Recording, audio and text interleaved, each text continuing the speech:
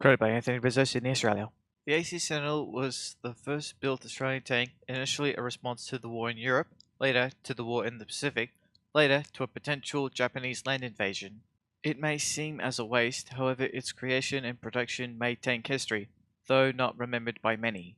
Before I begin with, let's say hello to Context. Hello Context. The year is 1942. Australia was facing continued bombings after Darwin. This made Australians worried if Japan would invade.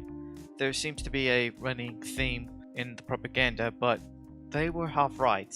An invasion was proposed to the Japanese High Command and Emperor, but it was kind of a mixed bag. It was most likely Japan would cut off Australians' allies with a few ports from the northern areas taken. But still, Australian citizens were concerned if Australia can defend itself from a land invasion. Most of the best troops of the AIF and the RAAF were fighting in Africa and the Middle East. Most Australian troops at home, though having a lot of enthusiasm, most were from the militia, the home defence, and new recruits in training. Despite American support to help with the defence of Australia, they prepared for the worst. They had armoured cars and trucks for supplies and troop transport, but no tanks. Back in 1940 and 41, Australia sent a team of engineers to the USA to study the ins and outs of a tank. Also, they were taught by a British expert in tank design. When they got back, they knew they couldn't make tanks the same way the Americans can, nor the British. On February 1942, the first Australian cruiser tank Mark I, or AC-1, was designed. By June of 1943, 65 ACs were produced. It was the first tank to have a full body cast hull and turret along with the chassis and track. This proved to be very effective for production time given the lack of industry. The assembly impressed the US, which would use this knowledge to mass produce their own version, the M4 tank series. After Japan suffered several defeats in the Pacific and the impracticality of the invasion, Japan's invasion was scrapped.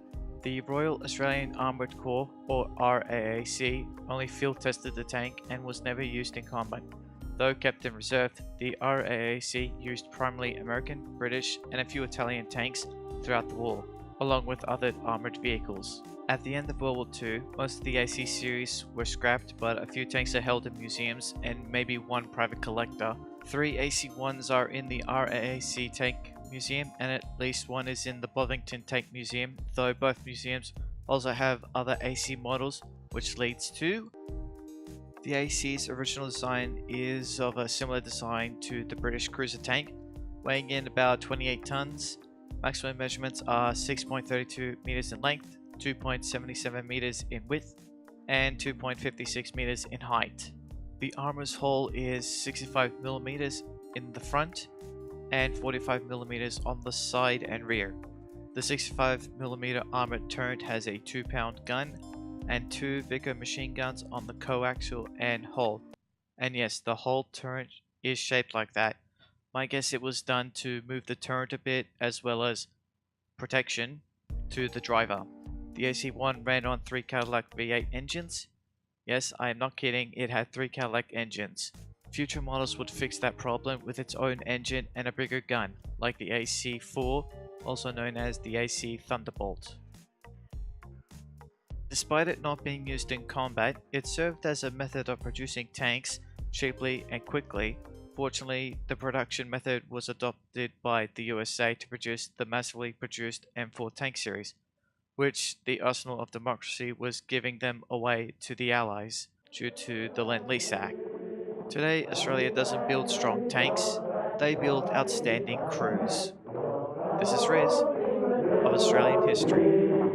Thank you for watching to the end of the video. I upload a video in a few weeks. If you like what you see, hit that like and subscribe button. It brings a smile to my face. Also check my other videos like the Battle of Moline Bay, fighting to save Australia.